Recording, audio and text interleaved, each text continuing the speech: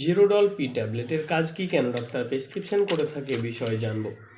Zerodol P, এটা রয়েছে brand নেমের, composition রয়েছে aceclofenac 100 mg and paracetamol 325 mg tablet. এটা দুটি কম্পোজিশনের সংমিশ্রণ দিয়ে তৈরি। এটা তৈরি করেছে ইপকা ল্যাবরেটরিজ লিমিটেড কোম্পানি তৈরি করেছে। এটা 10টা ট্যাবলেটের পাতা এবং 10টা ট্যাবলেটের প্রাইস রয়েছে 66 টাকা 40 পয়সা। তো জেরোডল পি ট্যাবলেট কেন ডাক্তার প্রেসক্রিপশন করে থাকে এই বিষয়ে জানবো। জেরোডল পি দুটি কম্পোজিশনের সংমিশ্রণ দিয়ে তৈরি।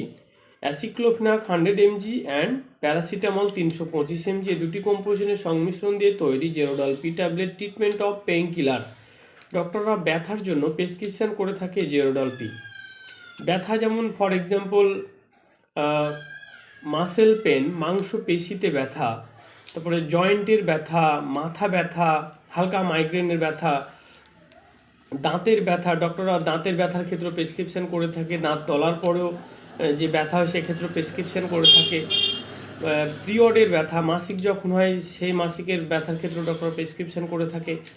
তারপরে হচ্ছে সার্জারি পেন, যদি কোনো পেশেন্ট সার্জারি করার পরে, কোনো অপারেশন করার পরে ব্যথার জন্য ডক্টররা দিয়ে থাকে।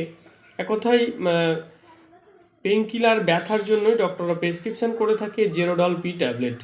জেরোডল পি ট্যাবলেট খাওয়ার পরে সেরকম সাইড ইফেক্ট কারো কারো ক্ষেত্রে দেখা যায়, যেমন হচ্ছে বমি বমি ভাব দেখা দিতে পারে, বমি হতে পারে, বদহজম দেখা দিতে পারে, পেটে ব্যথা হতে পারে, পেটে গ্যাস হতে পারে, মাথা ঘুরতে পারে।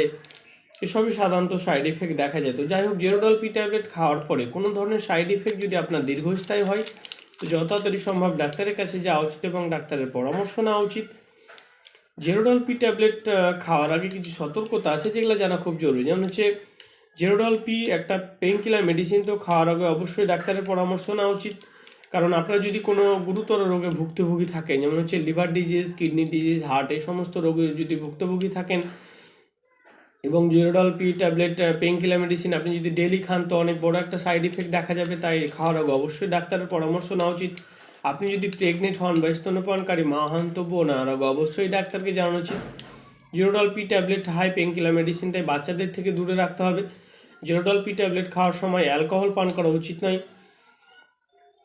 যে অ্যালার্জি, যদি কোনো কম্পোজিশনের মেডিসিনে যদি আপনার অ্যালার্জি রিয়াকশান থাকে তো নেওয়ার আগে অবশ্যই ডাক্তারকে জানানো উচিত। এসবই সাধারণত সতর্কতা। জেরোডল পি ট্যাবলেটের ডোজ কি? ডোজ সাধারণত পেশেন্টের কন্ডিশন দেখে, তার রোগ দেখে নির্ধারিত করা হয়। তবে এর অ্যাডাল্ট ডোজ ডক্টররা দিনে 2বার দিয়ে থাকে, সকালে রাতে, খাবার খাওয়ার আধ ঘন্টা 40 মিনিট পরে। সেটা পেশেন্টের কন্ডিশন দেখে ডোজ নির্ধারিত করা হয়, সেটা নিজের বুদ্ধিতে কখনোই খাওয়া উচিত নয়। জেরোডল পি ট্যাবলেট এর কম্পোজিশন রয়েছে aceclofenac 100 mg and paracetamol 325 mg।